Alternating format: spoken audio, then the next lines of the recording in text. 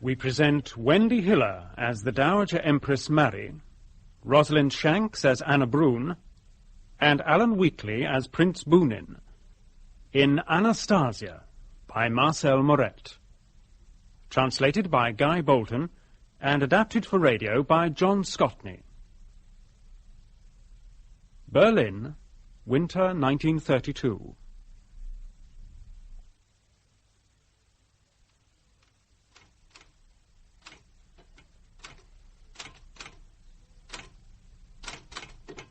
Chenov? Oh, who is it? It's all right. It's not one of Stalin's agents, nor one of our subscribers. It's only me. Petrovsky. The prince isn't at home? No, I've been waiting half an hour. I've been typing up our accounts.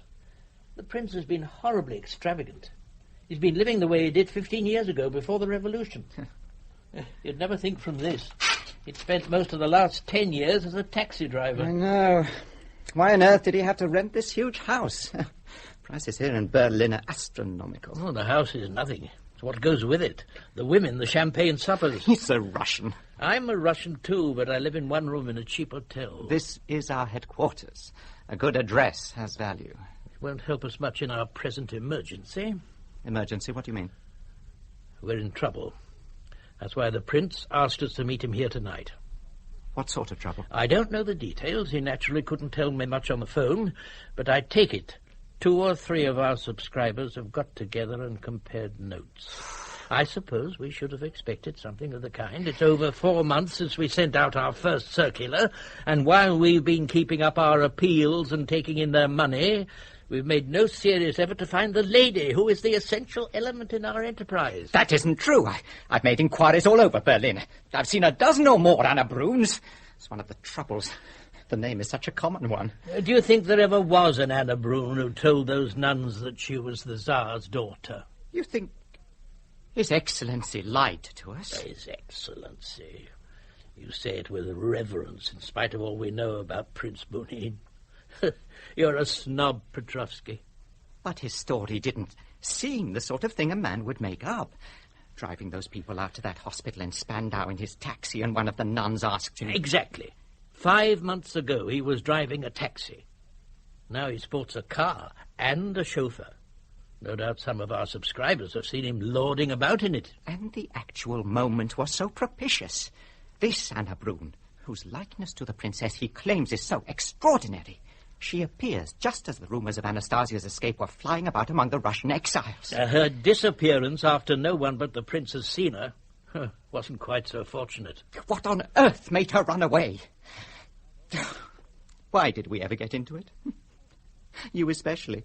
I've always been a crazy fellow, an artist, a dreamer. But you're a hard-headed banker, or were in the old days. I needed the money. It's as simple as that. Ah, so that story was true. What story? The prince told me. He said you'd been caught helping yourself from the cash drawer of that restaurant where you worked as a waiter. That's a lie. Don't be offended. I'm not posing as your moral superior. We're just a couple of rats, Chenov. 15 years ago, the Bolsheviks turned us out of our nice, comfortable granary, so now we have to snatch our crusts as best we may. Listen, there's the front door. The prince is here. He said 9. It's nearly 11. The others said, what others? It's Drevnitz. Prince Bounine is not here. No, not yet. So, you are the other 2 in this game, are you? Game? Which one are you? My name is Chernov, Councillor. Oh, you know me, do you? By sight, Councillor. And it's true, is it? Bounine is not here? No, but we're expecting him at any moment. I was expecting him also for several hours. My guess is he's taken to his heels. Run away, you mean? You're the 3rd one, are you? Petrovsky, Councillor. Yes, Petrovsky. I mean run away. Why should he? I can give you one simple answer. Recently, a small committee of us advertised for the names of your investors and the amount subscribed, and we discovered just how much money you'd obtained.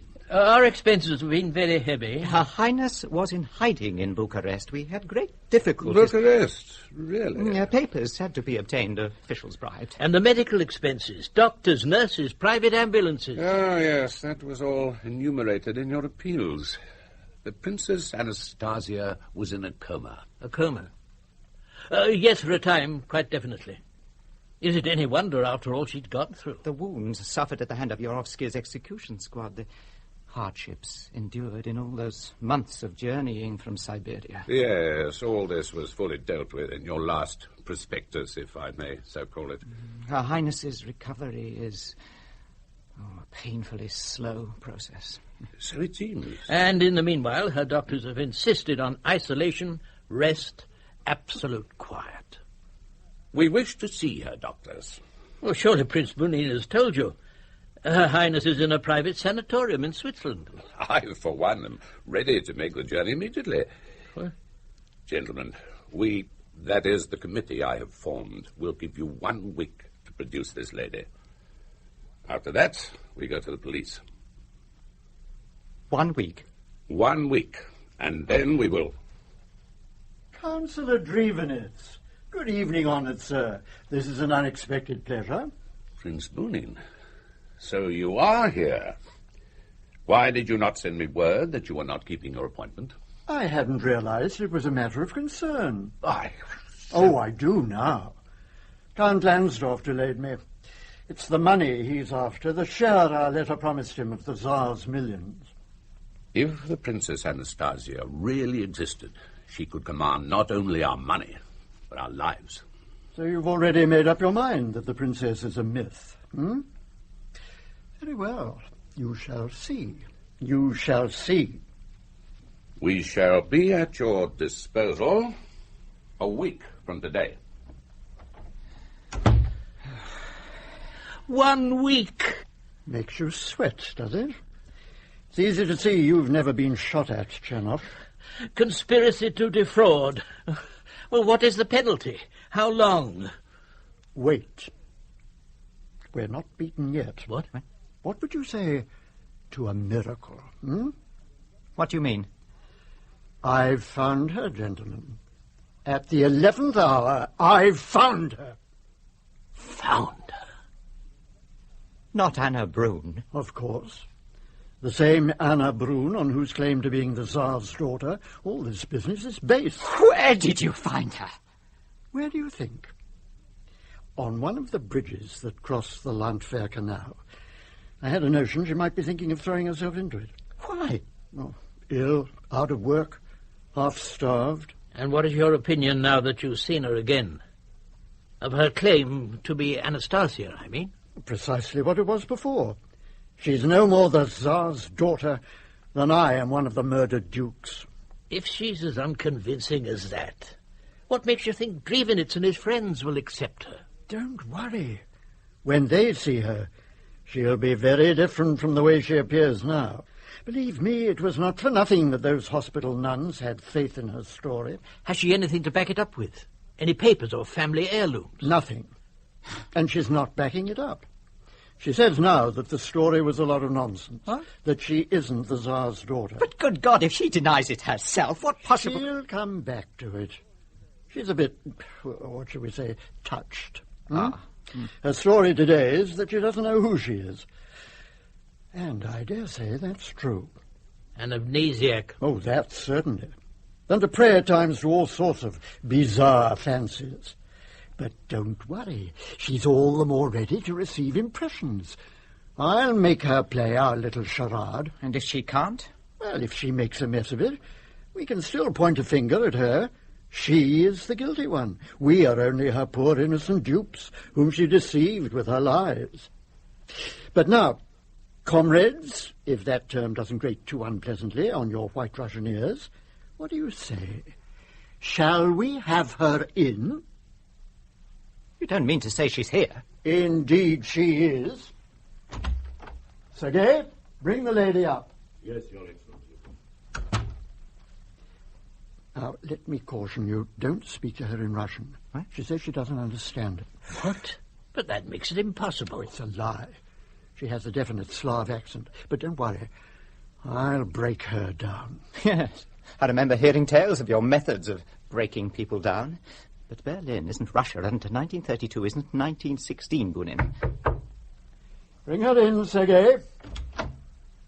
Your Excellency, Fräulein Broun. Go on in, Fräulein. Go on. Yes, come in, Fräulein.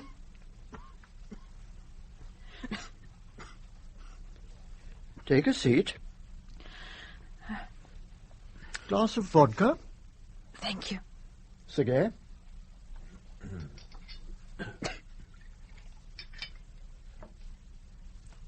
Fräulein.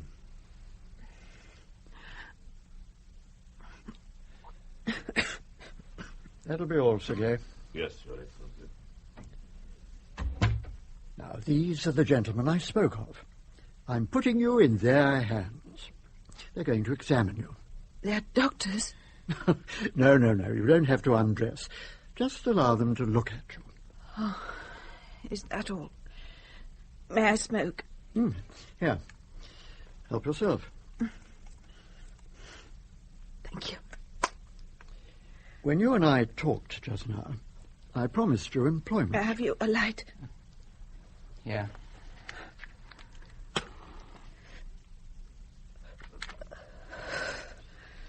My associates wish to determine how well you fit our requirements. To begin with, the eyes. The eyes are right.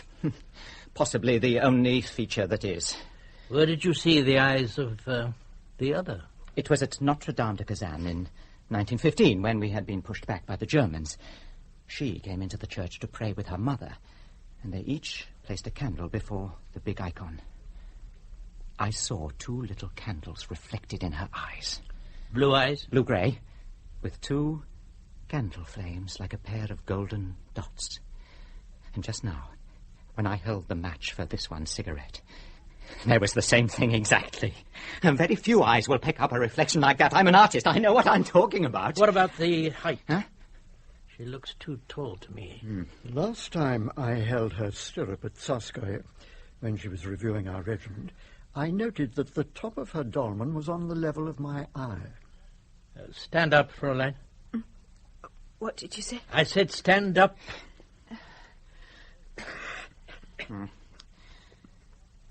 Of course, she's 14 years older than the other was when she died. And I must remind you again that those 14 years would not have been what the first 18 were. Go over there. I want to see how you walk. Very well. Oh, look at her. They were taught to walk carrying a book on their heads. Another thing we'll have to tell our subscribers, she has somehow forgotten. Prince Bounine, where is this resemblance that so impressed you? I don't see it. I don't see it at all. My dear Piotr, I should like to see your sweetheart of 20 years ago. Are you sure you might not pass her by in the street without recognizing her? It's not the same thing. These subscribers of ours will not be hurrying by, their minds on other matters. They'll be keyed up, expectant, critical, suspicious. And how have they seen the original? A white-clad figure in a rapidly moving carriage, or one of a family group in the flowered stand at Krasnoye, and then in the war period, with the linen headdress and grey skirts. Oh, yes, they saw quite a lot of her in the newspapers. What of the royal servants? There's still a few of them about. Oh, they'll see her through their tears. Good, faithful souls that they are. And the family? Yes, more serious, certainly. But it isn't as if there were a mother or father to be dealt with, or a brother and sisters. True, there's quite a wealth of uncles, aunts and cousins, despite the Bolsheviks and their execution squads.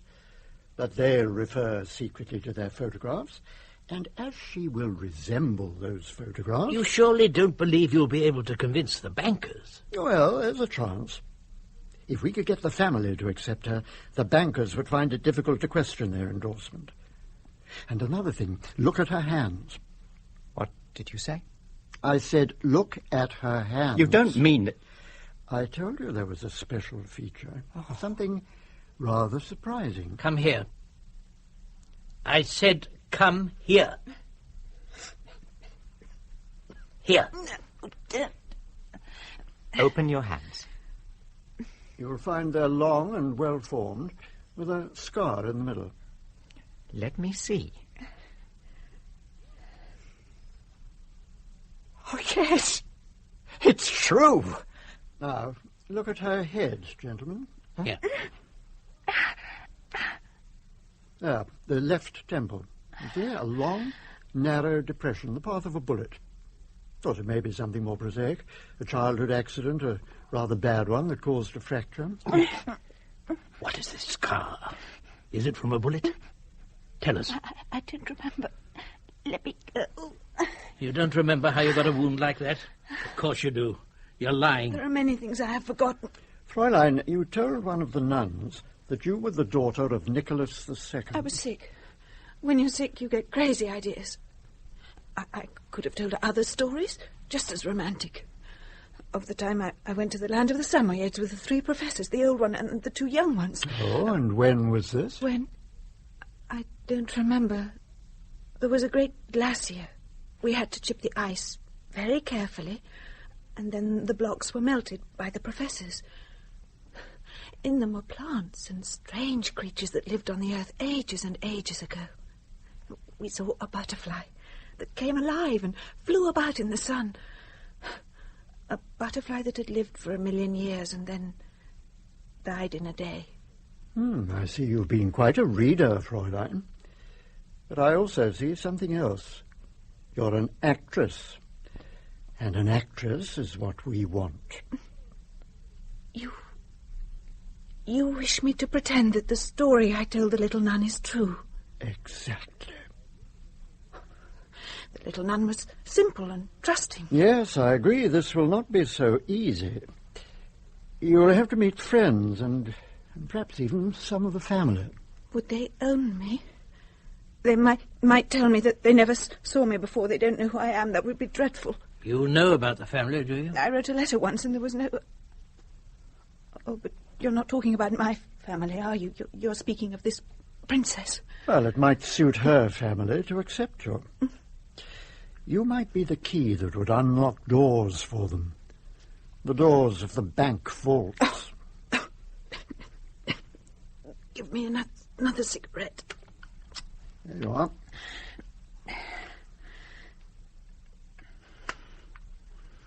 Here.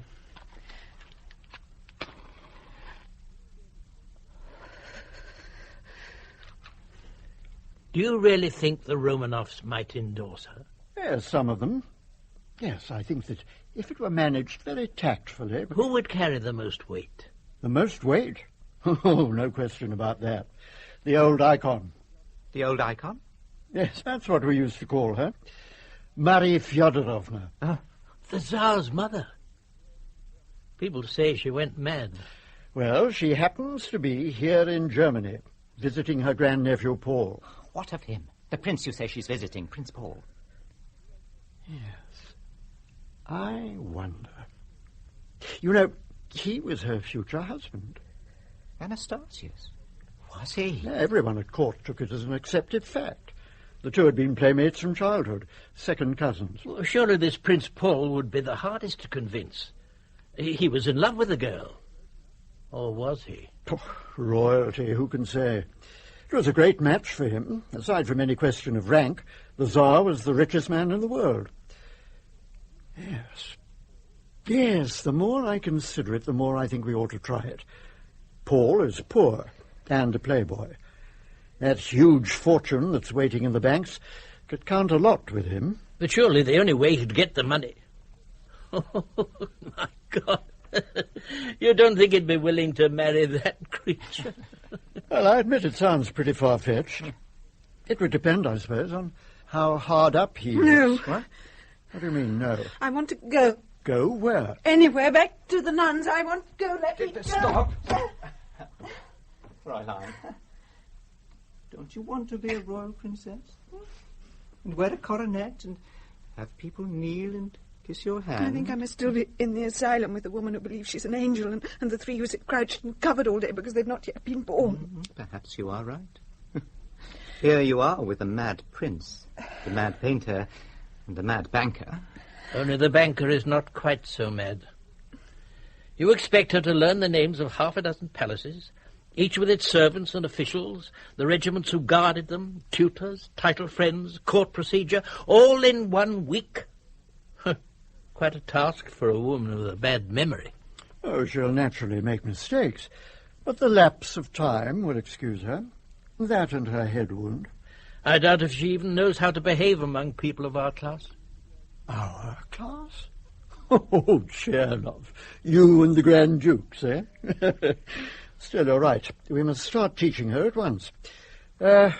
Petrovsky, hand me that album of family photographs. Here you are. Now, Fräulein.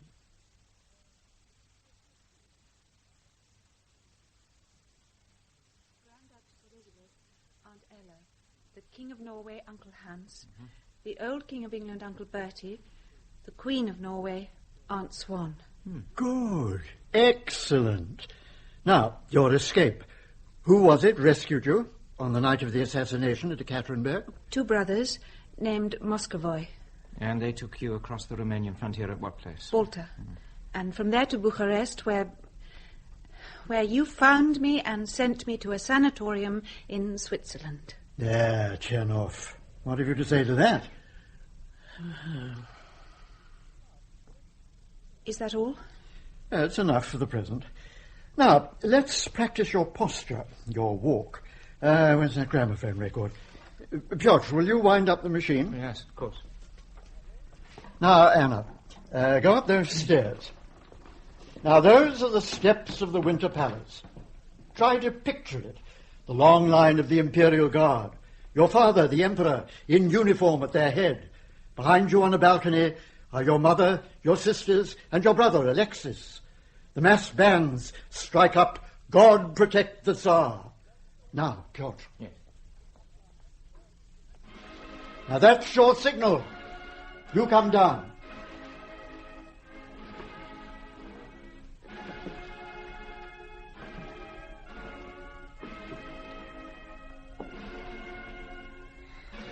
Splendid. I believe she can do it. Yes. Now, let me present the members of your household. Boris Chernov, formerly of St. Petersburg, banker. Your Highness. Pyotr Konstantinovich Petrovsky, artist, formerly in scenic department of Russian Imperial Opera. Your Highness. And I am Prince Arkady Arkadyevich Bounine, General of the Don Cossacks, ex-aide-de-camp attached to the person of His Imperial Majesty Nicholas II, Emperor of all the Russias. And I am Her Imperial Highness, Princess Anastasia Nikolaevna.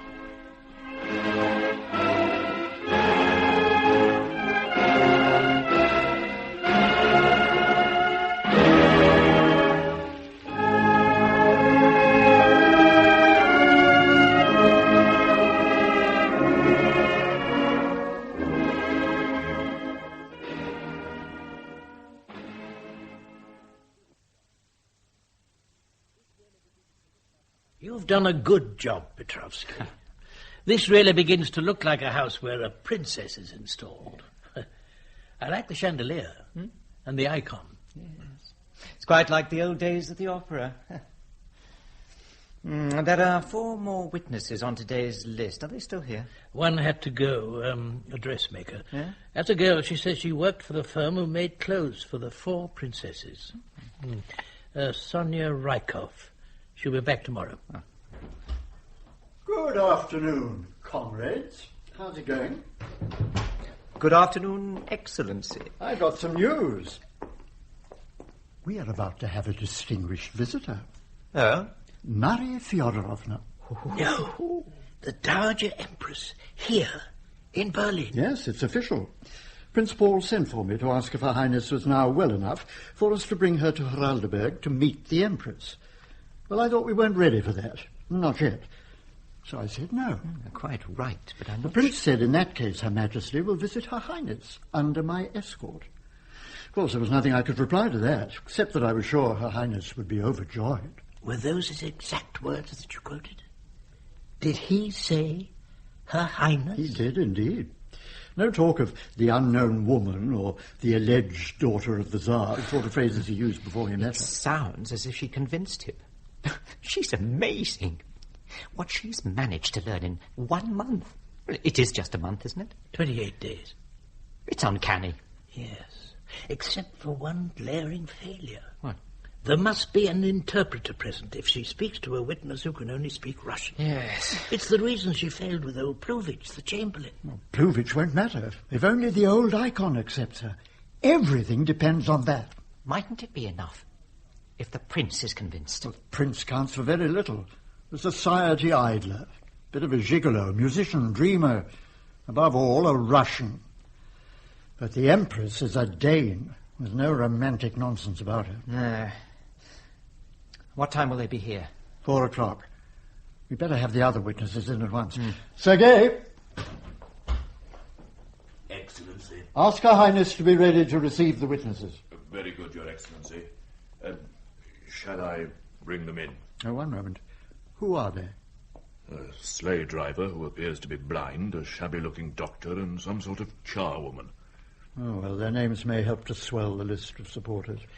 Do they all speak German? Sergei? Yes, Excellency. The woman and the old man have been living here for some time. And the doctor? He speaks it well enough.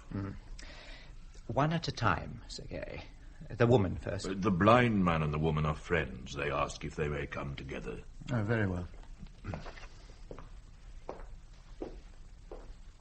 Come this way.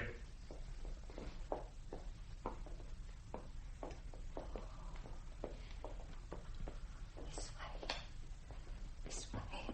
Excuse me, Your Excellency. Now, my good people, Her Royal Highness is about to receive you. You are to talk to her and examine her attentively. After the audience, you will be taken to the Chief Secretary, who will register your opinion in writing and obtain your signature. Her Imperial Highness, Anastasia Nikolaevna. Good afternoon.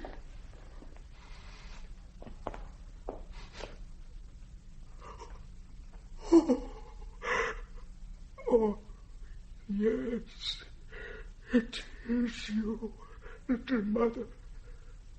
I know you as my dog knows me.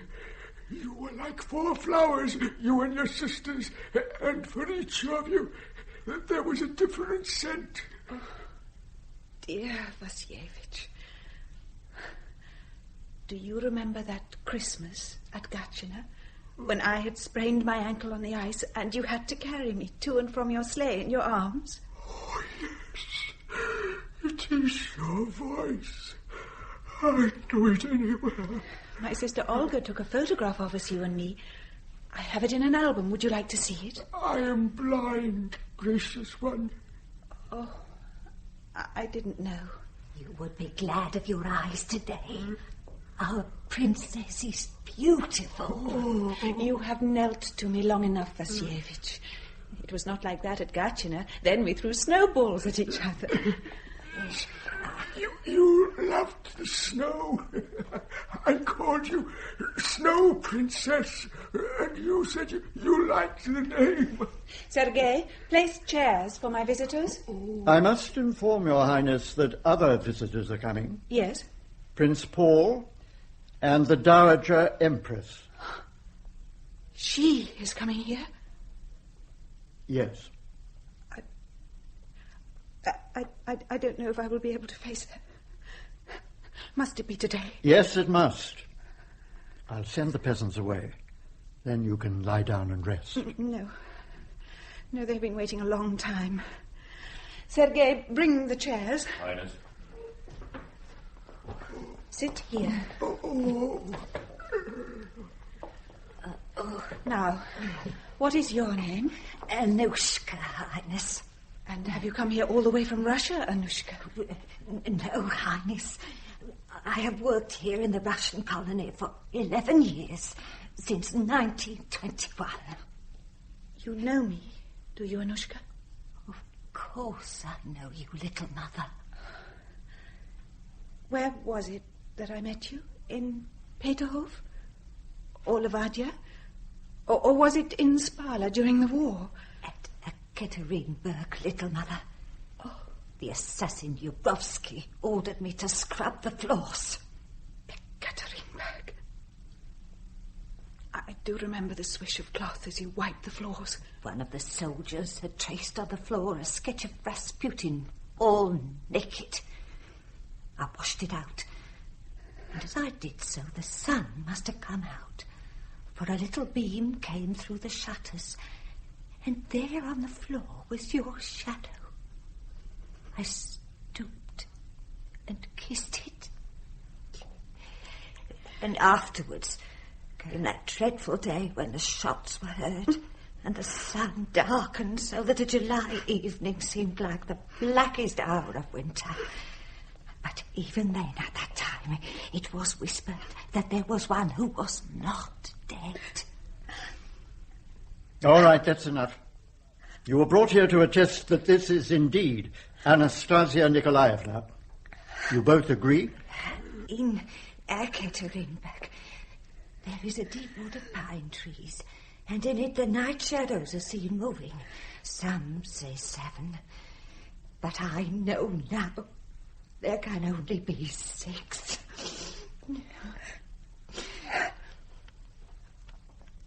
Goodbye, dear Vasyevich, and God's blessing. Goodbye, Anushka. Anushka of Ekaterinburg. Bless you. Bless your Highness. This way.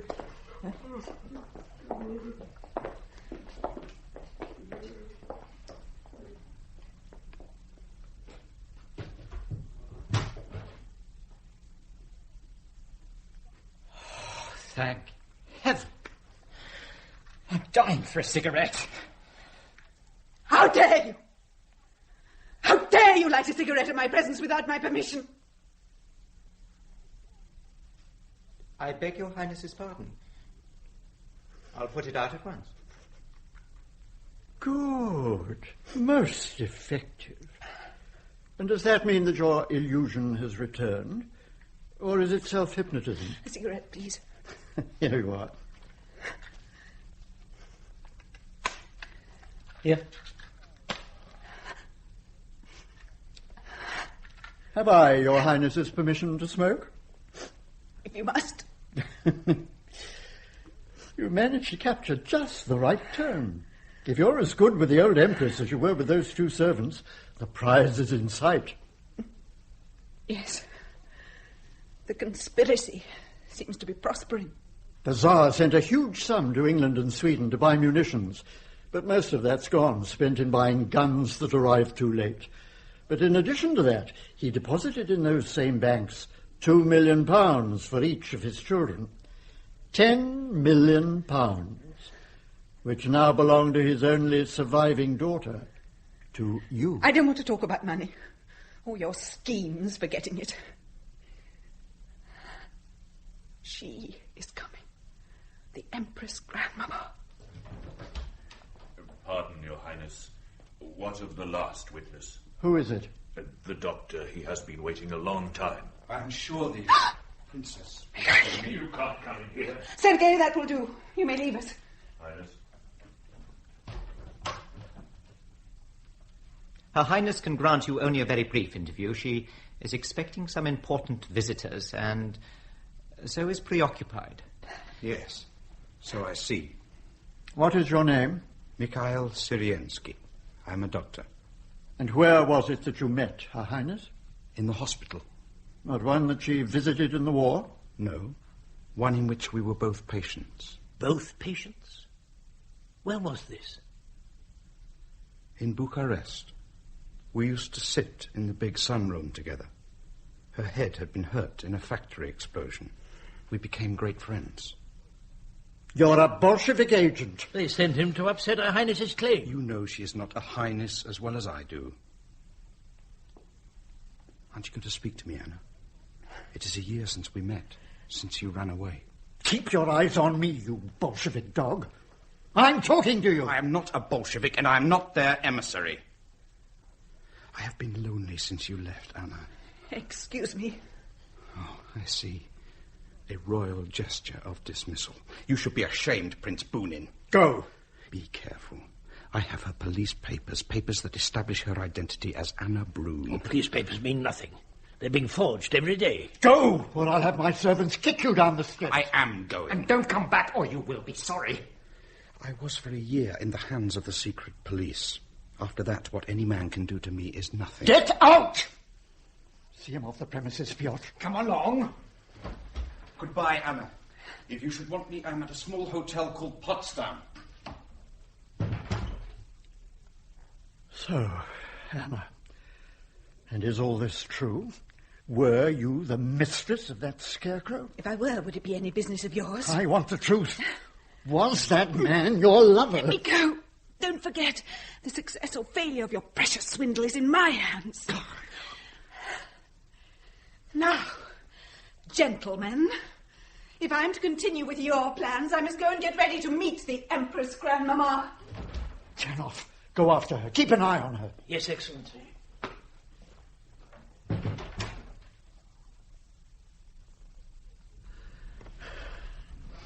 Excellency! Excellency! What is it, Sergei? Excellency, the Empress, she's here! Already? So, this is the audience room. Her Imperial Majesty and the Baroness Liebenbaum. Arkady Arkadyevich, I thought you were dead. Don't they shoot traitors nowadays? And we all, Sergei. Excellency. Let your Majesty be reassured. The tradition has been observed. I was sentenced to be shot twice. By whom? The whites or the reds? By both. And you're still here. But there, I remember, you were always a man who, when you came to a parting of the ways, took both ways. My compliments, Bounine. You're a scoundrel on a grand scale. Either that or possibly a loyal servitor of a princess too long denied her rightful heritage. Even by my smelling salt. Your Majesty.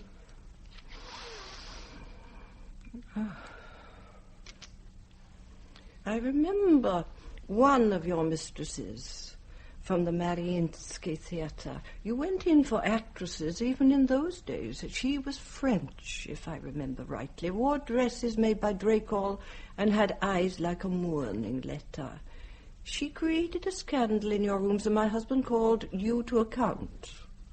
She conveniently disappeared. You made women disappear in those days, and now you make them appear. Quite a talented magician. The princess asked your Majesty to grant her an interview at which you might judge, better than anyone living, the truth of her claim. She had relied, as had we, on your coming with an open mind. My dear Bounine, I have already been shown 2 Alexis, 1 Olga, and a Mary. I am a little weary of these spectral Romanova. Your Majesty must surely realize that this time there is a difference. From the very beginning, there have been persistent rumors of the Princess Anastasia's survival. And these stories were sufficiently plausible for a group of our Russian kinsmen to subscribe a fund to be used in making a search. With yourself as searcher-in-chief, the whole thing reeks of money, Bounine. Well, there is certainly money at stake. The contribution the Tsar made to support the war effort. The Kremlin has laid claim to it. Yes, I know all about that. My son was ready to beggar himself in the defense of his country. Unfortunately, he waited, as usual, until it was too late. True. The Tsar was like a man riding with his back to the engine on a train. He never saw anything until he was past it. As to these foreign funds of his, I am not here to spoil your little game, though I am not here to help it either. I have come, if you must know, because my nephew has plagued me into it. I'm grateful to His Highness. But I warn you, don't try my patience too far. I have lost everything that I have ever loved. I have nothing left but my memories. Don't lay your hands on those. They are sacred. Now you may go. Thank you. Your Majesty, Yes? I... Yes? Or perhaps you are afraid to let your artiste perform without a prompter. Not at all. I will go and tell Her Highness you are ready to receive her. I think Your Majesty is about to meet with some surprises.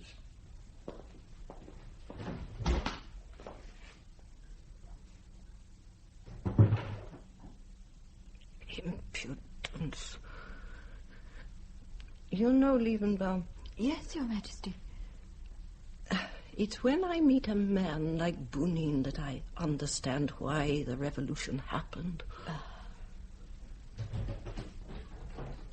His Highness Prince Paul. You're here before me. I'm so sorry, Greatheart. You have discarded that old chestnut about punctuality being the politeness of princes. I had to borrow a car. It's a nuisance not having one of one's own. I'm afraid your ancestors hadn't foreseen a world in which royalty might have to work for a living. Hasn't anyone received you? Oh, yes. The Kerensky satellite was here. He succeeded in rousing a nausea in me. The Bounine of 1918 and the Bounine of today are two different men. You think people change? How naive you are. My husband used to say, if you want to reform a man, start with his grandfather. Run along, Liebenbaum. Run along, we're discussing family matters. Oh, I'm not to see her. You'd only insist on giving me your opinion, and you're never right about anything. Your Majesty. Does Anastasia know you're here? I believe the lady has been notified. Do try and keep your mind open. Don't make up your mind before you meet her. You're gullible, Paul. You always were. You had reached your teens before you stopped believing in Santa Claus. Oh, I didn't recognize her immediately. One hadn't made enough allowance for the years, or for all that she had gone through. Oh, she answered your questions, I suppose. Now, what do you expect?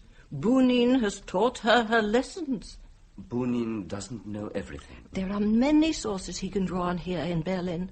Old friends, old servants, ghosts from our royal past, each with his stock of personal anecdote. It isn't only what she knows, and it isn't the evidence of her wounds. No, it's more an atmosphere she creates, a quiet assurance, a fineness that you feel is above question. You sound as if you've fallen in love with her. I think perhaps I have. You're quite mad. Yes, I suppose it's only to be expected. Your poor mother, when her husband died, wanted to marry the Pope. She was always religiously inclined? It's no laughing matter, Paul. No. If you're in love with this sleeping beauty... Shouldn't I be? Don't forget she was to have been my wife.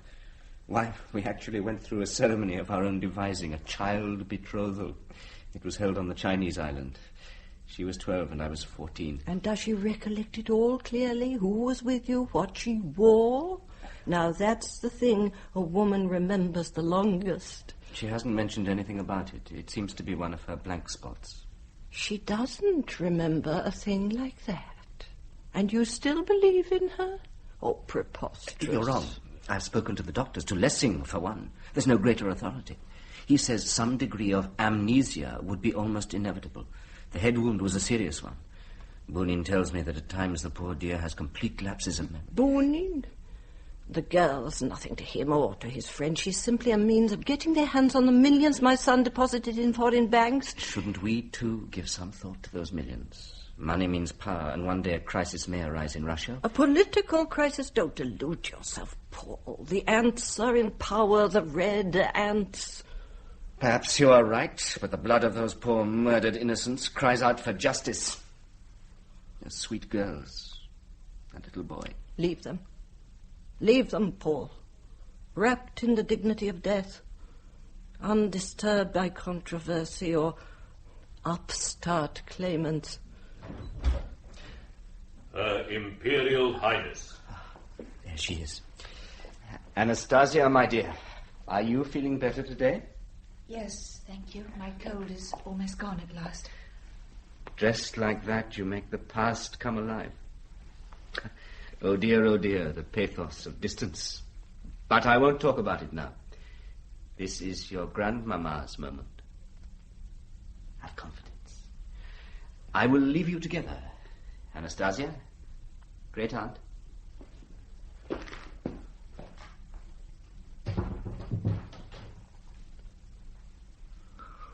Oh, yes.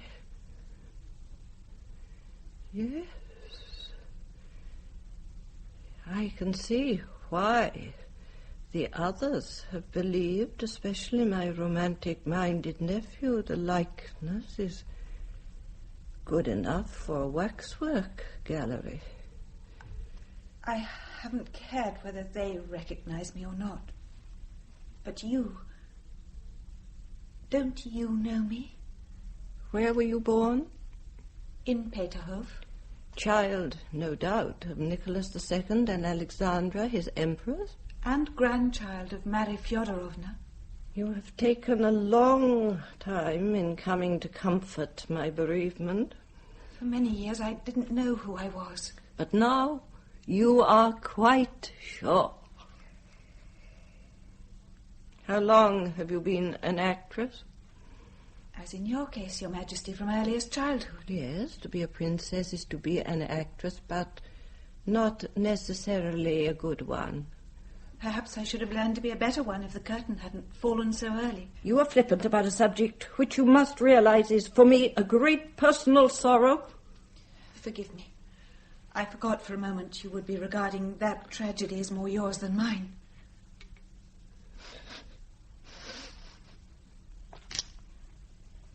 I am trying to keep my courage, but you're making it very hard for me. I have been without love for so long. Oh, come. Come, have there been no men in your life? I thought the story of your rescue included a Bolshevik guard who had fallen in love with you and who carried you from the charnel house where the bodies were awaiting burial. Yes, he rescued me and he took me to Romania. But he soon decided that a crazy girl was no great prize. A rescue from the very edge of the grave, years of lost memory in an asylum. Oh, excellent material for melodrama. Long, empty days. The consciousness of living came only through pain, hardly melodrama, Grandmamma. Did I give you permission to call me that name? I'm sorry it slipped out. You think my answer should be to grant you that privilege? A lonely old woman should be glad to hear someone call her grandmamma, glad to clasp a young head against her empty bosom. My loneliness has been as bitter as yours. You ask me for recognition, for love, and you do it very well. Your eyes are moist, your voice is full of feeling. But I can only reply that the love you beg for belongs to one who is dead. Now you have chosen to deck yourself in the robes of a spectre, mademoiselle, and so doing have managed to win endorsement from a few poor sentimentalists, dreamers, self-deceivers. But I am none of those things. I was told you would ask me difficult questions, but you're not interested enough to ask me any. Oh, I was going to catechize you, was I?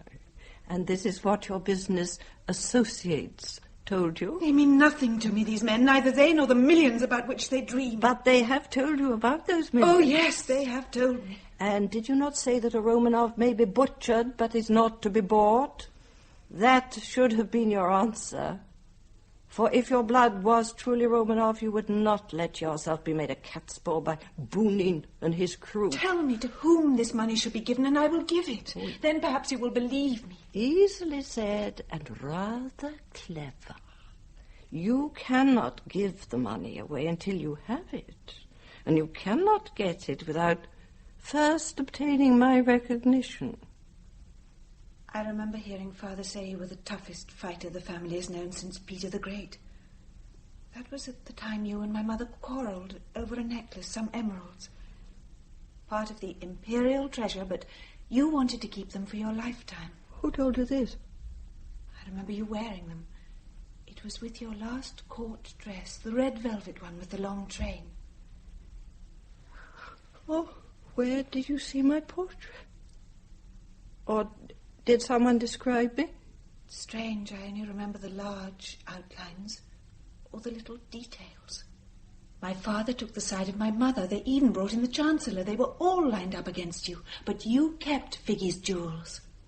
You know that too, do you? And you've learned to call the great Catherine Figgy? We always called her that. And sometimes we'd give the same nickname to Mary because she had such an eye for the men. Olga used to tease her. Stop. I forbid it. I forbid you to speak those names. They're my sisters. I can speak of them if I choose. Imposter. You call me that? Yes, and I want it stopped. If you have any decency, I demand that you end this masquerade. I will pay you. I will give you more than those blackguards will. Go away. Leave me. I am offering you money. Go away, please. Oh, you're giving up, are you? So it wasn't enough to have suffered all that. The cellar, the asylum, the horror, the emptiness. It was also necessary that I should meet you again. Like this. Ah, the tragic scene of despair. You're forgetting nothing, are you, mademoiselle? Say what you like, I'm no longer able to struggle. Oh, how can anyone who has suffered so much have so little heart for suffering? I'm sorry if your failure to win me over is such a cruel disappointment, mademoiselle. Don't go. But you just told me. Not yet. I'll say nothing more about them, nothing to try and convince you. Then what do you want me for? Just a moment or two longer. Let me touch your dress. Let me put my hand for a moment in yours. No, mademoiselle, no. Let me go. You called me little one. Malienkaya. It was your own special name for me. Why? You used it for no one else. Are you ill? No. No, just a cough. Nothing serious. I'm not bidding for sympathy. You have seen a doctor, mademoiselle. A good Oh, one. yes, I'm well acquainted with doctors. But it is kind of you to ask. And I'm not, after all, surprised that you do not recognize me. I know I've changed very much indeed. Let me go, please. I must go home. What is strange is that you have altered so little. You still seem to me as you did that day that my finger was pinched in your carriage door. And you told me to try not to cry, because there were people there, and I was the daughter of an emperor. No, let me go. Look, it is still not quite straight, that finger. Or can't you see the difference from the others? I don't know how you know these things, but you're too clever for me. But please, mademoiselle, I am an old woman, and I have not the strength Very well, to go be if up. you must. And you'll never come back, I know it. We have met once again after all these years. The only two left of our family. I will see you again, mademoiselle, when my mind is clearer. Now, I am feeling upset. No, perhaps you had better not come again. You are kind now. But later you will get your balance. You will say she is some sort of cheap little actress hired for money. And it is true, Grandmama, they did hire me for money. I was starving after I ran away from the asylum. I'd nowhere to go. I even went down the steps to the canal. Perhaps I should not have let him stop me. Goodbye, mademoiselle. Tell the prince I didn't need him. I want to go alone. Goodbye, dear Grandmama. I will try not to be lonely or frightened. Frightened? Why did I say that? Where have I said those words before? Oh, yes. I remember. It It was on board the Standard. What? What did you say? I had waked and found a storm raging, the big waves breaking against the hull, and I cried out.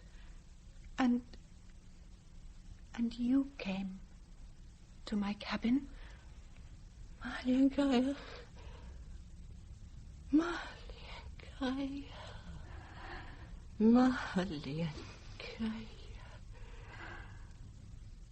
You've come from so far away. I've waited so long for you. No, I couldn't believe it. I couldn't. Not at first. There is no need to tell me any more. I'm not going to cross-examine. You're warm, you're alive, and that is enough. I can stand no more now. Can't you hear how my old heart is thumping? Now, I must go. Don't be afraid. I shall come back. I need you. No, don't go. Let go of my dress. Let go. No. Now, that is what you used to do as a child. Now, be sensible, Maliankaya. I'll go as I used to, talking to you as I left the side of your little bed. Now, we will go tomorrow, if you like, to my old palace in Finland. Yes, it's still there, still mine, though I've not seen it for years. There's a very old man there, a lamplighter, and each evening he goes from one room to another lighting the empty lamps, until for him the great dark rooms are ablaze with light. The other servants take no notice. They realize that he is childish. And perhaps that is true of us all. And we are lighting dead lamps to illuminate a grandeur that is gone. Good night, Anastasia and Nikolaevna. And please, if it should not be you, don't ever tell me.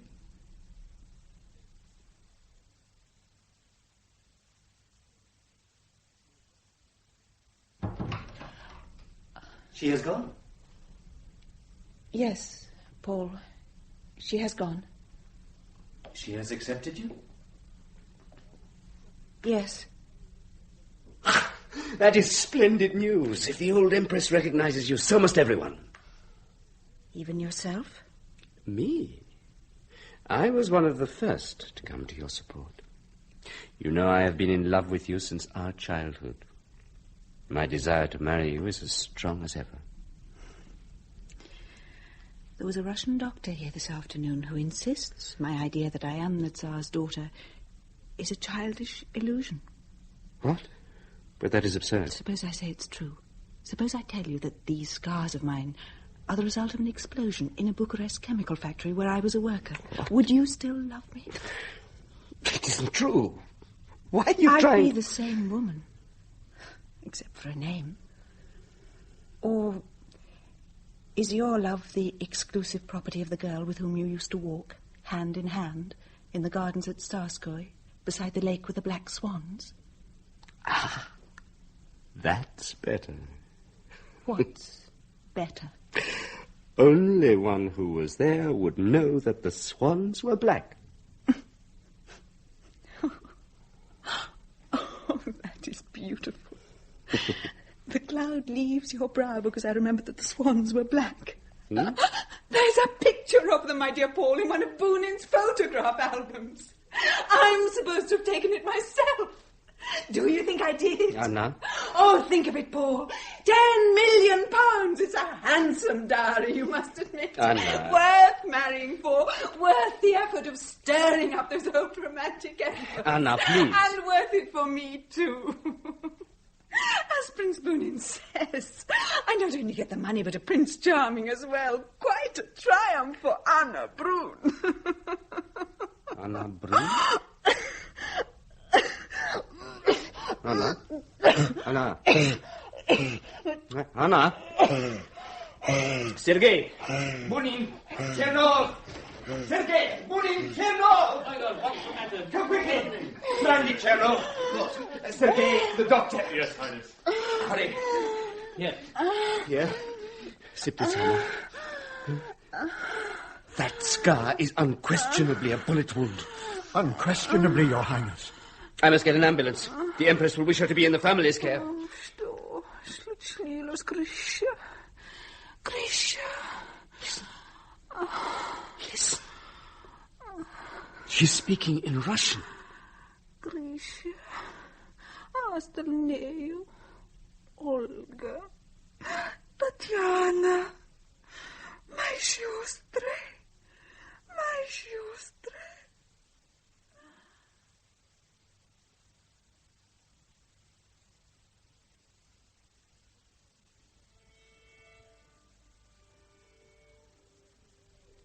Good, Petrovsky. You've got an orchestra. Good, good. And the throne, where on earth did you get that? Rented for the night from the property department of the opera. It's from Boris Godunov. And how about the ballroom, the seating arrangements? I've given Sergei and Boris their instructions. The generals and the court dignitaries are to have the front seats. Good. Piotr, our fortunes are on the turn. We have two guests tonight more important than all the others. Who? Councillor Krefting and Count Stromberg, the heads of the Svenska Handelsbank. The Tsar's Swedish bankers. Exactly. I spent an hour with them in their suite at the Adlon. They were most impressed. The old Danish Empress still carries weight in Scandinavia.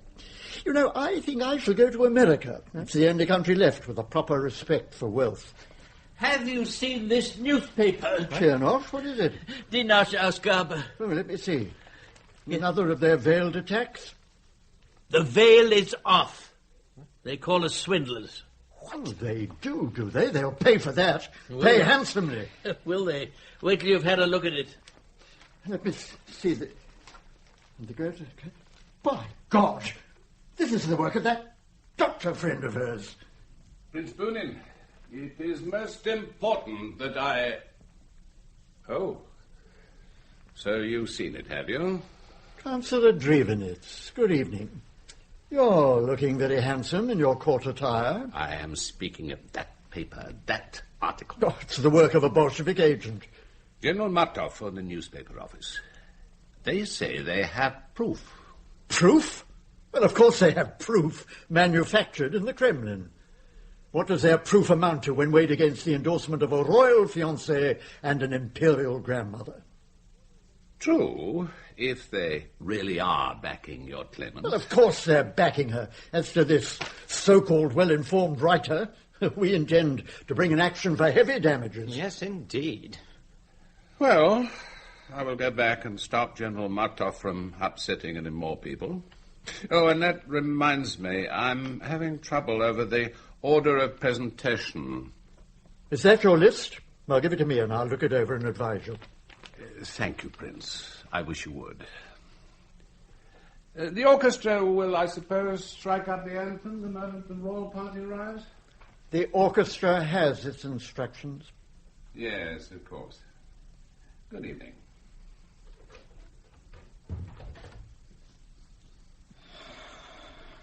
My compliments, Prince. You have a gift for handling awkward situations. The conspirators. Good evening, Imperial Highness. You wished to speak to me? Yes, you showed good judgment in coming on ahead of the others. There are matters to discuss. Oh? Did you make any slips while you were staying at Heralderberg with the Empress? Slips? Mistakes? Blunders? I'm afraid I can't say. I was ill. In a delirium. There has been an attack in one of the evening papers. Yes, I saw it. The Empress showed it to me. She showed it to you? What did you say? Nothing. She merely watched my face as I read it. But her attitude towards you. Tell us about that. Her Majesty has shown me great kindness. Owing to her care, I am quite well again. The mists are gone. Well, she's bound to come. Well, there's her nephew's future to consider. Prince Paul will be here, of course. Yes, I think you can count on Prince Paul. But he's not enough. I've told you that before. They may say it's money he's after. I can imagine a lot of people will think that. On your dressing table, you'll find a list of the most important people whom you meet tonight, with some personal details jotted down against their names. I know you have a photographic memory. You speak of my memory. How good is your memory, I wonder, Prince Bounine? What do you mean? It was a lovely autumn morning at Krasnoye. There was a gymkhana. You helped me to mount, and holding my hand said something too personal. I raised my riding whip. God. Was it I?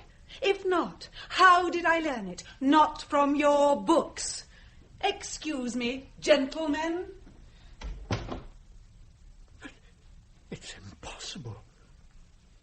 And yet, how did she know? The Empress told her, reminding her of things the real Anastasia had repeated.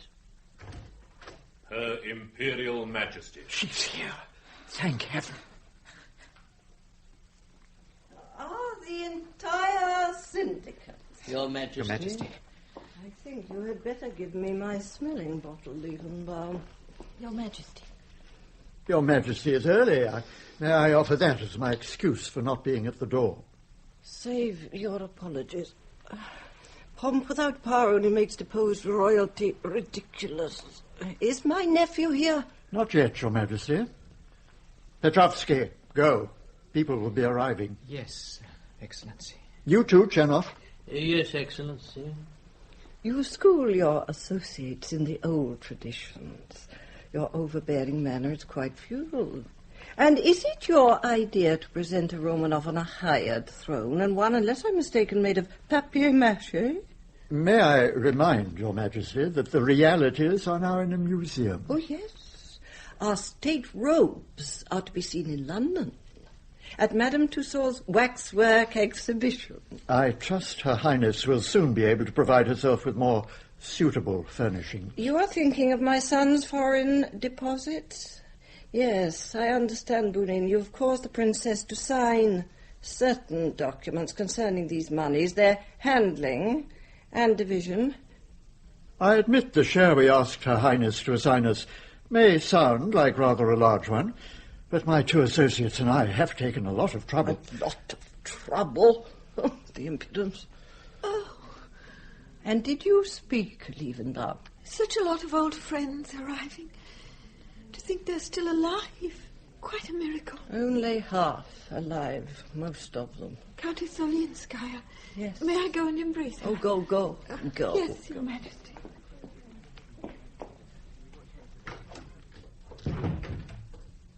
I assume from Your Majesty's attitude that the princess has told you certain things. She told me nothing deliberately. But the night my nephew brought her to me, I sat by her bed for many hours. She was in a delirium? Yes. A delirium whose fires were very illuminating. The monstrous shapes of nightmares. Trembling hopes, black despairs, wavering footsteps that led to a canal. A canal? A canal, where a poor broken creature met a cynical brute who bargained with her in the coinage of food and shelter. I see. Your Majesty knows. The whole dirty fraud. Fraud, Your Majesty? Yes. You planned a fraud, didn't you? What else do you call it? Surely, Your Majesty, if my friends and I made an error in believing this girl's story, we can hardly be blamed. Well, you yourself accepted her as genuine. Just what I expected. As soon as you see that your drosky is being overtaken, you throw your lady passenger to the wolves. I assure Your Majesty, it was she who asserted that she was the Tsar's daughter. I was merely asked my opinion as to the truth of the claim. And your nimble brain saw at once that here was a splendid chance of exploitation. Well, we may perhaps have been gullible, but that, I think, is the worst. Oh, don't try that mealy mouth stuff with me. It sickens me. May I ask, Your Majesty, why you have come here? If it is to denounce our... I hardly know what to call her. Victim will do very nicely. Please, Your Majesty, my two friends and I merely endorsed an illusion. I'm sure the princess believes herself to be your granddaughter. Undoubtedly. And I have not come to denounce her. Oh. You can make of that what you will. I am deeply grateful.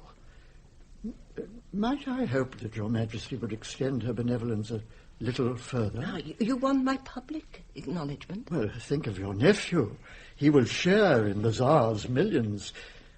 Millions that may otherwise pass to your son's murderers. Oh, very cleverly put. As to her, if we believed, if you yourself believed for a time, what harm is there in making others believe? Your endorsement would be a truly royal gesture. So, you ask for my support, whether I believe it or not. Without Your Majesty's help, I greatly fear... For once, you are not able to turn the winning trick. Oh, Your Majesty... You needn't reply. The audience is over. Arkady Arkadyevich Bounine. His Imperial Highness Prince Paul. Here you are. How are you, dear great-aunt? Well, thank you. Good evening, Your Highness. Good evening, Bounine. What a gathering you've got out there. Where did they dig up all those diamond dog collars, those jeweled kolosniks? The princess is in there? Yes, Your Majesty. Then I will leave you. Great-aunt.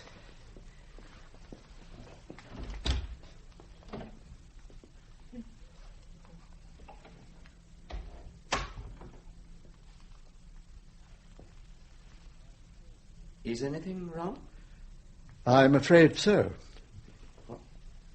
Her Majesty refuses us her support. But that is impossible. She has no doubts regarding Her Highness, none at all. She told you that? Yes, and her whole attitude. She displays real devotion. I just had a thought. The forthcoming marriage made a deep impression on those Swedish gentlemen. If you could decide when the wedding is to take place and make an announcement... Tonight, you mean? Yes. You think the effect... Yes, I see. Of course, Her Highness must be consulted. Yes, perhaps she'd better be told that you would like to speak with her. You needn't trouble, Prince Bounine. You have forgotten how well one can hear behind these doors. Good evening, Anastasia. Good evening, Paul. Her Majesty wishes to have a word with you when you are free. There is a rather important thing to be settled. Prince Paul would like to make an announcement tonight of your marriage date. I will discuss the matter with the Prince in private. Certainly, if you wish it, Highness. Excuse me.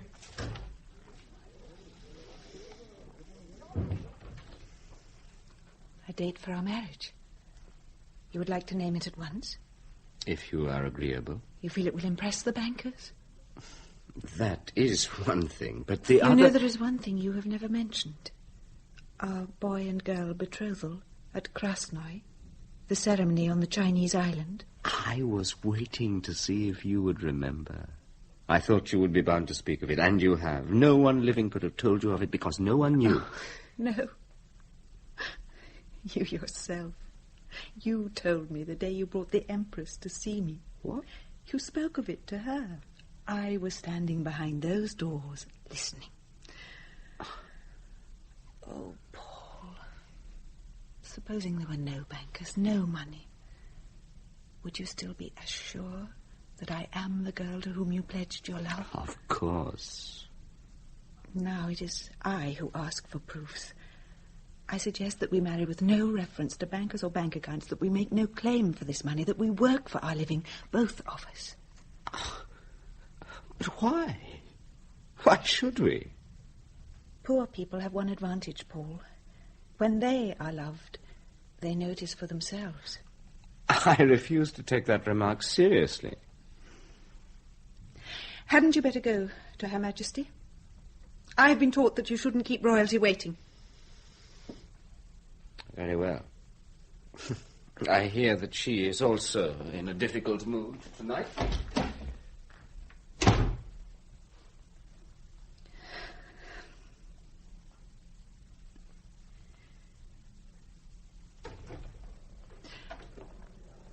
Good evening, Anna.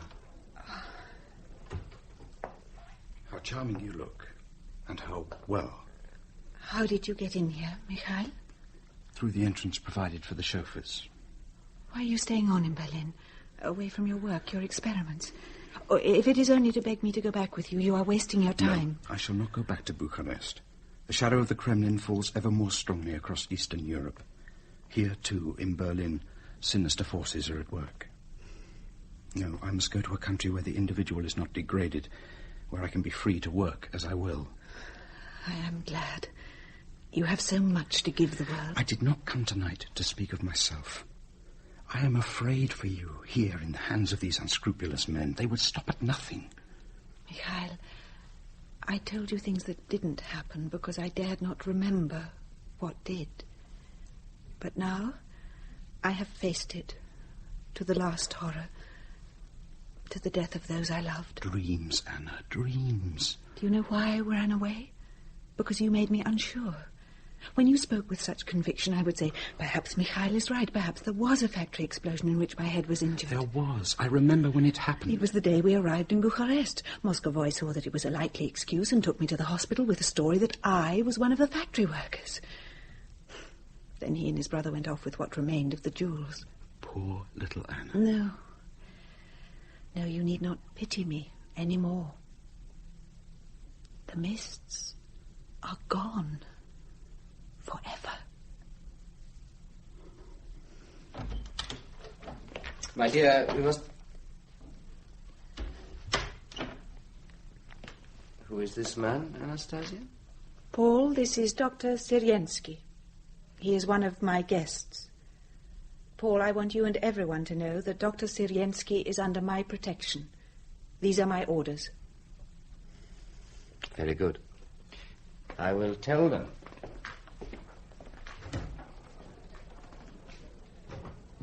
He obeys you. They all obey me. You are quite safe. Who is he? A prince. Prince Paul. And he accepts you? Yes. I am bewildered. Is it then possible that it is I who have lived with an illusion? Perhaps I did not want your dream to be true, because it must take you from me. It doesn't matter to me that I'm a princess. It only matters that I am I. That someone, even if it be only one, should hold out their arms to welcome me back from death. Well, my dear, I have had my half hour alone with my thoughts. Now, that is what my husband always insisted upon before he would make a decision. There have been bad Romanovs, many of them, and he was a good one. Your Majesty, may I present Dr. Mikhail Syriensky? Your Majesty. Is this the Mikhail of whom you talked during your illness? I talked of him? Oh, yes. And one day, when the fever abated for a time, I asked you about him. University of Moscow. A bacteriologist? Yes. The Kremlin people tried to force you to work on the development of germ warfare. You refused. Correct? Quite correct, Your Majesty. 3 exiles. Well, my thoughts have been very much with Russia just now. The wonderful forests. And the good Russian air. Yes. Bitter to the taste, with the smell of pines that the winds bring from the frozen forests of the north. Yes, yes, yes. And now I will go. Wait. Go out the back way. You will be safer. Thank you, Your Imperial Highness. Oh, between you and me, it will always be Mikhail and Anna. Your Majesty. До свидания, Anna.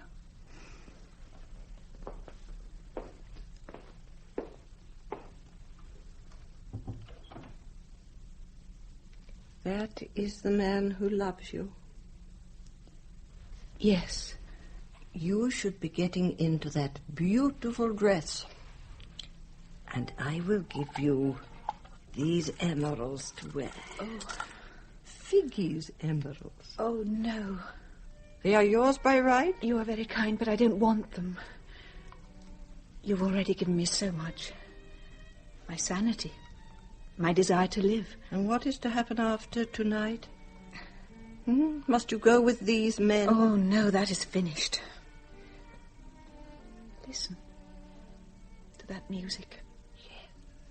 All the old Russian airs, the past, always the past. A lost dead world that has vanished forever. You can't blame them for wanting the old life back. It was strangely beautiful. Yes, the figures moved charmingly. They sang and danced, they made jokes. But behind them hung a painted backdrop of the final scene in their comedy. A cellar in Ekaterinburg. I have tried to live as if that horror had never been. I have places set at the table for my dear ones, and I talk to them as if they were there. I know, and no one can blame you for living with your dear phantoms. But so much of my life, even from the beginning, has been spent in a shadow world. So, you will not return with me when I go home next week. I shall come to you again, dear Grandmamma, but I want to work. I want to live. And who knows, perhaps I shall find the things out of which other women make their happiness. You talk as if we were parting. Perhaps we shall not have a chance to be alone together for some little time. Perhaps. And now, go and get dressed. I shall walk by your side when you enter that room. I had a struggle with my silly pride, but it is put away in my pocket. Oh, no, keep your pride, dear, dear Empress Grandmamma. That is what you used to call me.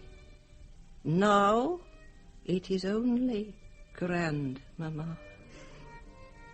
If there had never been an Empress before, they would have had to call you one. And now, you must excuse me, my dearest Grandmamma. God bless you. God bless you. God bless you.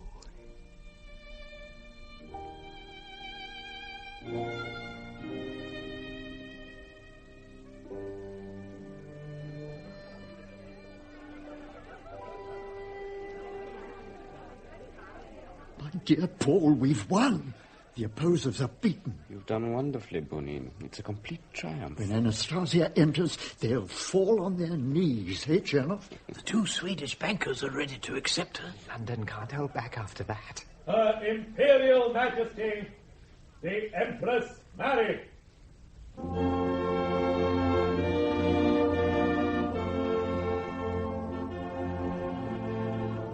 She's alone.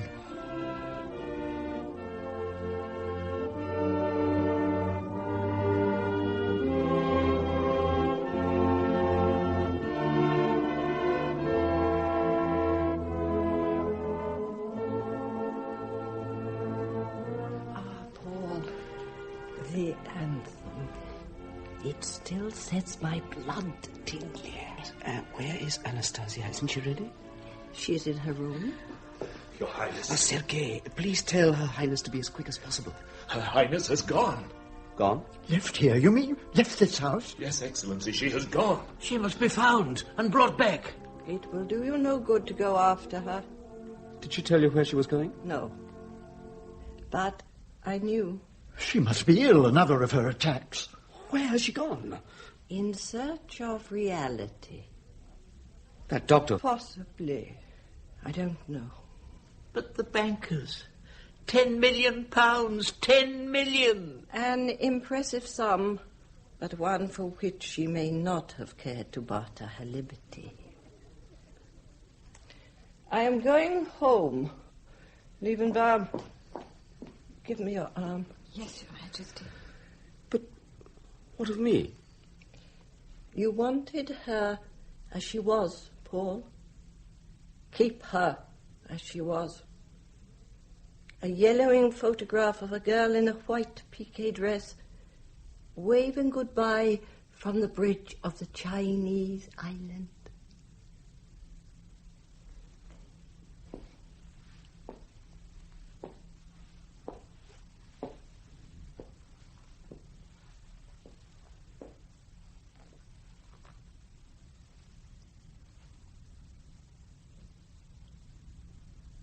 Well, the mad Romanovs.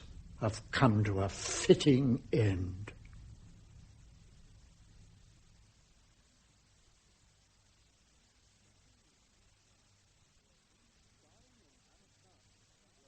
Starring in Anastasia were Wendy Hiller as the Empress, Rosalind Shanks as Anna, and Alan Wheatley as Prince Bounine. Petrovsky was played by Anthony Daniels, Chernov, Lockwood West, Prince Paul, Sean Barrett, Drivenitz, Ronald Baddeley, Dr. Syriensky, Stuart Organ, and Baroness Liebenbaum, Maddie Head. The charwoman, Jean Trend, the sleigh driver, Hugh Dixon, and Sergei, Stephen Thorne. Anastasia by Marcelle Maurette was translated by Guy Bolton and adapted for radio by John Scotney. The director was Graham Gould.